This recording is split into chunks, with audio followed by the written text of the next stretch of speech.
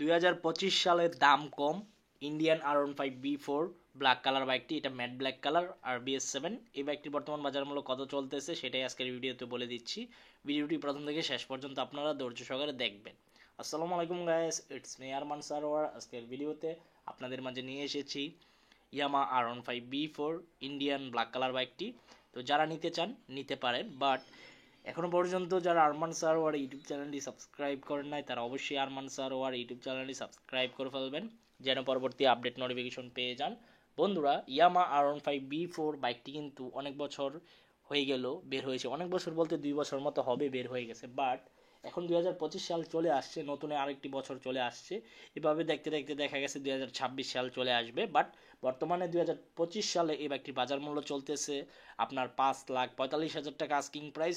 যেহেতু 5,45,000 টাকা asking price বলতেছে, তার মানে অনেকটাই কমে গেছে।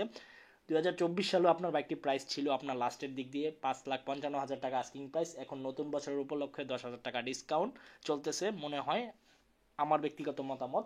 তবে বাইকের দাম কমছে, এটা সত্য, কিছুটা, অত বেশি পরিমাণে কমে নাই, কিছুটা কমেছে। যদি 30-40 হাজার টাকা কমতো তাহলে আরও বেশি ভালো হতো। আর বর্তমান এই দামি প্রাইস চলতেছে। আর আপনারা যারা নেবেন অবশ্যই 5-6টি শোরুম যাচাই বাছাই করবেন।